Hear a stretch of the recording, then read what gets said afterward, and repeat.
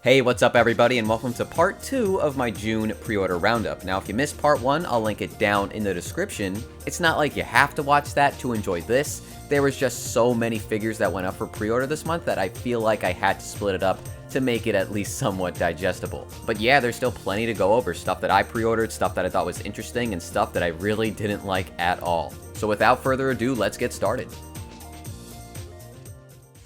Alright, I guess there's no better place to start than right here with the VSK 94 Heavy Damage version by Fat Company. Heavy Damage as in a major wardrobe malfunction, essentially. Certainly doesn't look like she's been physically damaged in any way, but hey, let's not worry about that, huh? This looks nice. So yeah, this is a rather lewd design with a lot of revealing sections, such as how her tights are mainly ripped right around the crotch, and her boobs are kind of just spilling out all over the place. And considering her bust size, it leaves a strong impression. You know, not to focus on them for too long, but it is a rather nice chest sculpt. Like, there's no unsightly weld you might see on some other figures thanks to the separation, and the careful consideration of, like, gravity is actually really good. I don't think I've ever said that on this channel yet, but seriously, how she's supporting herself with her left arm lends a little bit of realism to the sculpt that I think is worth appreciating. I also like the section of her skirt that's been damaged to reveal the pantyhose underneath. Also lets you see how big her butt is from this angle, so there's another selling point for you.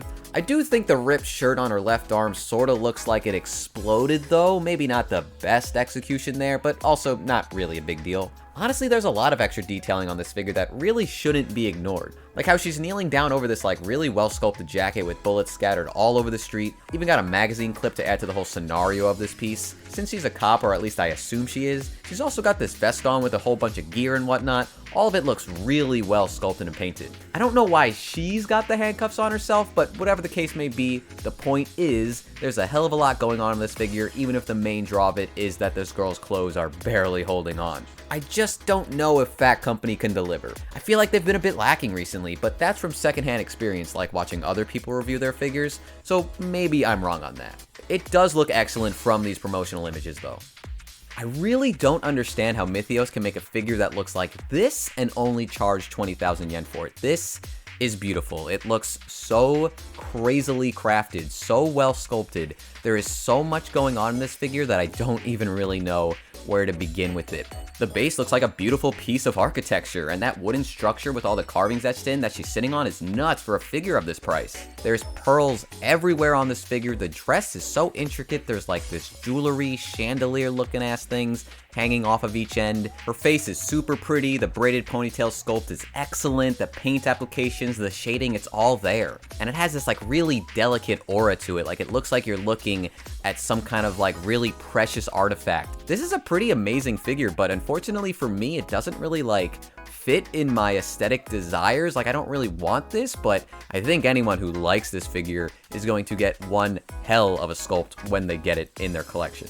Another really interesting figure was the Watch Maid from Luminous Box. The theming of this figure, the composition is really strong. I love the idea of her holding the watch clock's hands as like a sword and the other one is hanging on her side, I assume as another weapon. Considering she is a maid, she reminds me of Kaguya from Toho, which is always a plus in my opinion. Maybe not as strong of a character design, but it still does look pretty cool. The way the watch is also painted to look like really worn out, weathered, damaged, that is a great feature as well. I do think her head looks a little small though. Maybe it's just her face, but it kind of looks scrunched up and doesn't really feel like it belongs on this body. Maybe it's just like the angles that these photos are taken from, but there's something about it that doesn't look right proportionally to me, and that kind of ruins it. Because otherwise, this one looks really sick for an original design, and it's not even that expensive at 20,000 yen. So there was actually two really big Hatsune Miku figures this month, and the other one was the virtual pop star version. Now, if I'm gonna be frank here, I'm gonna be really blunt, I kinda hate this one. The way this figure was painted just looks terrible in my opinion, but I understand people are gonna have much different tastes from me, so if I could just pull it back for a second, the one thing I really like about this figure is her hair sculpt. I think that looks amazing. The way it was painted, the gradients between it all going from green to blue to darker blue, like all that stuff looks fantastic. But I just kind of hate like everything else about this, and I really don't like saying that. But the color combination just looks kind of gross in my eyes. The color choices and the glitter everywhere, like I don't think it works in a natural way. It looks very busy and ugly. The keyboard circling her also doesn't really look that nice. It kind of looks cheap in my opinion, considering it's just like one big chunk of clear translucent plastic. The musical notes on it don't even really stand out. Like, it would have been much better if those were different colors. And I can't even really tell what those like green and pink things on it are. Like, they kind of just look like candy eggs, if I'm being honest. Like, they're wrapped in foil, and if you broke them open, there'd be chocolate inside. I don't know what those are, so to me, it just looks kind of distracting. Her face is also really unique. Unfortunately, not my thing again, but I won't say that's objectively bad. I just think that it's not really working for me, so that's another thing that I don't like about this figure. And then as I glance over it one more time, I guess I like the bows on her knees and her twin tails. Like, that's kind of it. Also, I should mention that this figure lights up, which is a plus, of course, but again, when you're not even really that interested in the figure, I don't think that would be a selling point. For 45,000 yen, I would hope it lights up. I would honestly hope it starts singing a song for how freaking expensive it is. But if you're into this, don't let my opinion take away from your excitement. This really is just my opinion piece. I'm not trying to be objective here. I just don't really like this Miku. I hate being too negative, but this one just isn't really for me. We'll do this one really quick. This is Tokai Teio from Kotobukiya, a pretty derby scale. And you know, I think this figure is rather cute, but I don't like the base. So while I can say that I appreciate her sculpting on her dress, her hair sculpt looks amazing, her tail sculpt looks really nice, and her face looks adorable, I think the base is kind of ugly. Honestly, takes away from this figure's charm a little bit. Like, I would assume this base is meant to be like a podium for when she's singing, so shouldn't she be like on something a little bit more glamorous if she's a pop idol? I don't get it. I don't like this base. It's not like the worst thing I've ever seen, but it's also not really the best, and I think it clashes with her design a little bit. Okay, so this was the Alter figure I was forgetting earlier, the Rei Millennials illustration version, which just means it's based on artwork. Really fantastic artwork, and the transition into a figure couldn't have been better. This looks phenomenal. I know it's a really simple design. There's not that much going on. It's just Rei wearing a sweater, but goddamn do I love this one. It's just so pretty, and they nailed the art style perfectly. I love the oversized sweater look, how she's holding it at the wrist, just like ever so delicately. The hair sculpt looks amazing. It was painted perfectly. The color of the plug suit also just looks so much better to me than the traditional white version, and her facial expression is just lovely. I think this is so much better than the Radio Eva Rei that we got a couple months back. Not that there's anything that wrong with that, but I really didn't like the color palette on that one. I didn't pre-order it for that reason, but this one I pretty much had to get day one, and it's probably not going to scale well with the Asuka figure from the Radio Eva line that I pre-ordered, but I don't really care. This is the Rei I think to look out for. I think a lot of people want to get this one, and it's probably going to skyrocket on the aftermarket, so do yourself a favor and pre-order this if you like it. So is this a rabbit or a birthday figure? I suppose it's both, huh? So Spirit Tail is at it again with a heavily detailed and intricate sculpt of Miku this time around. Her outfit just looks so soft and delicate with all those frills, ribbons, bows, her big puffy sleeves, and there's just so many decorations on this costume, like all the flowers all along the dress, the little bunny boy that's strapped onto her. I love the rollerblades, which are really easily missed, and while not part of the costume itself, you can't forget about those balloons that circle all around her. I also just really love her cute but also gentle and joyful expression, which matches up perfectly with her design. And you know, it's kind of redundant to say a Miku has a good hair sculpt, but she really does. Like, her bangs have these really nice pink highlights on them. And it's always a rare occasion for me where I don't mind translucent hair, but the gradient shifting into this soft pink color at the ends of each twin tail is great. But you know, the colors on this figure, which is a bit unlike the toga from last month, they're kind of flat, right? Like, I'm not saying there's no shading, because there is, but I'm not too impressed at the paintwork here. Which is a shame because I love the color choices on this figure. They seem to have put all their cards into the sculpting, but without a really nice paint job, it's gonna leave us wanting more. Still, she is really cute, and maybe the final product will look better in person. I did really like their Corone, which I wasn't thrilled about before getting her, so I guess I should be more optimistic this time around. Guilty Gear's May. I've been waiting for this freaking day to come for so many months now. It's gonna be my first Broccoli figure, actually. No idea how this company stacks up, but I'm making the plunge for May here. Gosh, she's just so cute, right? Her design is just perfect, and I love how her like meme status and Strive kinda made this happen. It's about time too. She really deserved a figure, so I'm not about to sleep on this release. I go back and forth between her and Jam as my favorite Guilty Gear girl, but I already have Jam as a figure, so now it's time to grab May. Her pose is so energetic, the face is adorable, and thanks to her design, the detailing throughout the sculpt is just great. All those stitches on the outfit and the funny looking goofy backpack, the oversized fluffy looking hat, and of course you can't deny that that anchor is an awesome weapon and accessory for a figure to have. I appreciate her base being based on the ship, but it would have been way better to incorporate Mr. Dolphin into this figure. The acrylic stand bonus is a bit underwhelming, like it's just a little piece of acrylic plastic and I don't really care, so I'm gonna be skipping it to save some money. That doesn't even really matter though, because this is an easy purchase for me. Hopefully it comes out on time though. With a release date of December, I don't actually believe it will, but I'll be pleasantly surprised if it does. Conceptually, this Arknights figure is really cool, this Bagpipe Elite 2 version. It's like the weapon is making the base itself. The weapon is blowing out smoke, and then it's kind of billowing around her.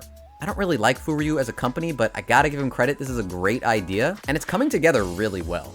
The face on this girl's frontline figure is really unique, to put it best. Now, I don't think it's working because her eyes are so far apart and her teeth look really funny with how they're like kind of asymmetrical. And normally that would be fine in a drawing, but here it looks really goofy. Like I feel like they want to make it look like she's about to cry or something, she's really upset, but I'm not really getting that emotion off of her, it doesn't look right. So it's kind of a bust, but I don't think everything about this figure is bad. The gradient on her hair looks pretty good. And again, the damaged clothing is a nice touch for these figures. I don't feel like it's executed as well as Fat Company, but it's still a good attempt and it doesn't look bad. So this figure does have some nice things about it, but unfortunately it kind of falls flat thanks to the face. So people are probably going to be mad at me for this one, but I really don't like this A2 figure from Flare. And I hate saying that because I really like A2. She was my favorite character from the game, and I was actually looking forward to getting this one. But I just hate her face. I don't think it looks like her at all, and I understand that it's not supposed to look exactly like the game. It's an artist's interpretation of this character. But just because there's a reason for it doesn't mean I have to like it. And in my eyes, they just did not deliver on this figure. Now the thing about this figure is that there's 3 different versions of it. If you want her with the original outfit and the sword, you can get that. If you want her with the shorter hair and the spear, you can get that. Or you can get one that combines everything together with swappable parts. If you ask me, I think the shorter hair version with the spear is the better choice. Normally, I would say I like the longer hair A2 a little bit more, but that spear looks fantastic. That is an amazing weapon on a scale figure. It looks so much better than the sword that it's not even close. But you don't have to make that choice if you're willing to spend 15,000 yen more. But there is a weird situation here where if you spent 5,000 more than that, you could just get both of the figures, and I feel like that might be the better option because then you get to display 2 of them at the same time instead of just 1. I mean, point still stands though, I don't really like this. I mean, it is Flare, I'm sure it's gonna look beautiful in a sense when it's done, but if I don't really like the artist's interpretation of this character, then I'm not gonna like this figure, so it's really not for me. And before I move on to the next figure, I gotta say I also don't like the pose. I think it's a little bit too stiff, which some people might say is fine, but I feel like it's another detracting point from this figure, and I just don't like it. Ribose continues to offer some really cheap figures, and this time I'm gonna highlight them both. I'll start off with this cat girl on a tea box, which is adorable. Look at the little bee cat, like come on, that's just wonderful. And I really love the actual base just being this realistic looking container of tea with the pillow placed on top. This girl's design actually goes beyond a normal cat girl, as her feet are actually those of a cat. So this is really close to being like an actual furry figure. Nothing wrong with that, but you can't deny that this one's very unique. The other figure from this company was this Minahoshi-chan girl who's really cute, equally stylized. She's got these crazy star eyes, a deformed body. Actually, she does come with 2 faceplates, but I'm not sure which one is cuter. She's set up at a bakery with cake in her hand as the little animal friends stare at her, and you can even swap out the cake for a knife and a fork to play along with her eating it. The soft color palette is really pleasing to the eyes, and the pattern along her hair is really unique, and can you tell that I like this? It's about 6 inches tall for around 11,000 yen, which isn't too bad at all for what you're getting here. I need to look into this company's quality more before I recommend this, but the prototype on this figure is just like cuteness overload. Jujutsu Kaisen had a few figures this month, starting off with Sukuna from Estream, and man, what is that price tag? They were doing so well with Gojo only being like 20,000 yen, but now I can't really look forward to seeing any of these. Now to be fair, the base is way more complicated here. The gate is smashed, the rocks are crushed, the freaking demon hand and mouth behind him complete with some like purple flames. It is a really cool sculpt, and I think they did a really good job with Sukuna himself. Spot on expression, the clothes ripping off look fairly good though. In some sections it sort of breaks the illusion and starts looking a bit more like gooey plastic to me, and just the general vibe feels very lively. He's definitely solid, maybe the best Sukuna at this scale so far, but I was definitely expecting a cheaper price point. Kotobukiya's Inumaki, on the other hand, is so much cheaper, but of course, much more simplistic as a result. I actually think they did a pretty good job here with the shading on his outfit, but the main problem is that his face doesn't really work with the second pose that he comes with. By default, it's fine enough, but you'll have to pre-order him through the Kotobukiya store to grab his second open mouth faceplate, which looks so much better than how his face looks once you unzip the top piece to reveal his closed mouth. Doesn't even really make sense from a character standpoint because that would be just like capturing him right before he says something, but the zipped up pose already does that. Definitely grab the exclusive bonus if you want him. The DX Gojo figure from Megahouse went up as well, which let me just say I think came out really well. I can't tell if I actually like his face, but it's definitely better than a lot of the others I've seen. You know, at first I assumed the energy was going to be some like massive orb around him, but I actually kind of like that it's mostly front-loaded. Viewing him from the side and back makes the sculpt more dynamic as a result. Like, this figure doesn't really care what you think about the composition, and viewing this figure from different angles just makes it look more interesting. His outfit also looks really well done, mostly in the shading department. The lighting from the energy bouncing off of the surface and creating points of like really bright purple is excellent. Megahouse did a really good job with this one. Alright, here's the duality of Belfine. This is Sakuna, who looks stunning, nearly straight off of the game's cover art with great attention to detail of her outfit, the pose, the angular hair sculpt, and the overall dynamic composition. And then here's their Shaman King Yoh. No energy, boring pose, looks like he wants to go home because his feet hurt, just a real dud of a figure. This is kind of why I'm never too keen on Belfine, because seriously, what even is this sculpt? If they actually deliver on the Sakuna, I'll be really impressed because I kind of love everything about it, and I love to see this game still getting figures. This one potentially being the best of the bunch, but I'm kind of losing faith because of this Yoh. It took a little bit longer than expected, but Rosa is finally ready to be pre-ordered again. This is a re-release, and just do yourself a favor, guys. If you like this figure, pre-order her immediately. Don't be a dumbass like me and skip out on her because you're going to end up paying like 3 times her price on the aftermarket by doing so. It's just not worth it. It never is for these Pokemon figures, but because she's already out, I don't really need to talk about her more than this. So let's move on to Nate, who looks way better than I expected him to. Like, really good. Oshawott stanced up, ready to beat some ass, also looks great, and one of the better companions we've seen in the Pokemon line. But yeah, I just love the vibrancy of Nate. The paint job is excellent, even though it will likely be light on the shading. It's expected, but it's art accurate. I kind of already talked about this in my May review, so there's no need to really go into it here, but I'm just kind of here to give props to Kotobukiya for making Nate look really good out of the gate. So thankfully, the bunny figures this time around didn't have anything controversial to talk about, no like 66,000 yen bunny figures, thank God. But there were like 8 of them this month, which is way more than usual. So first up with the new game bunnies, we've got Alba here looking rather cute. I love the choice of blue for her outfit, this really rich royal blue which kind of complements her hair color, which does seem to be shaded a little bit better than other freeing figures. Her butt is also looking rather nice, maybe a tad larger than it should be, but whatever, I ain't gonna complain about that. 36,000 yen though, yeah, I don't know about that. It's a rather simple looking bunny figure, so I don't understand how the price is being calculated. Maybe if her outfit had a bit more intricacies to it, I'd be a bit more understanding, but it's about as basic as you can get minus the armbands. Ufumi is also relatively similar, right? Similar pose, basic outfit, same price of 36,000 yen. Now to be fair, neither of these figures look bad. I think Ufumi equally looks cute with her more gentle, loving smile. The black outfit, while not as eye-catching as Alba's, does work well on Ufumi, and her hair has a similar level of shading that's just standing out a bit more to me. More so than other freeing figures. Hey, they even remembered to put a mole on her chest, how about that? They either listened to the feedback from fans, or the last time we saw her she just wasn't done. But I'd like to believe we all made a small difference here. New game definitely needs more figures, especially ones that truly capture its art style, and while I wouldn't say these are one-to-one with the source material, they do look good enough that I'd expect fans would want these. Well, it wouldn't be a pre-order roundup without some bare leg bunnies, but this time around it's hard for me to be very enthusiastic as I feel like these two did not need re-releases yet. Both Kaguya and Chika are getting the bare leg treatment, which is cool, I guess. I mean, Chika is a bit harder to find on the aftermarket, so I guess it's okay, but Kaguya definitely isn't, and her normal release had a bit of issues. Like, if you're gonna do this, please make sure that the hands are touching this time around. I don't think that's too much to ask for. Would it have killed them to change the color on these two though? I don't think they look bad in black, but why not mix it up with some new colors? They're boring re-releases, I'm sorry to say. You want to talk about some good-ass bunny figures though? Ooh boy, let's talk about the Senran Kagura ones. Different strokes and whatnot, but I gotta be real with y'all, these are some of my favorite bunnies I've seen in a while. I'll talk about them separately though, so first up we've got Ryona, the more curvy of the two, and nothing's really hidden here as you can tell. Her costume leaves very little to the imagination, all things considered, but also is designed to complement her masochistic demeanor, which means we've got cuffs around her wrists and ankles, a lock around her neck, and a little chain bit around her chest. It's good stuff, very unique for a bunny. But even without it, I'd still be impressed by a few of the extra details, like the design of the boots are really cute, and her smug face is perfect.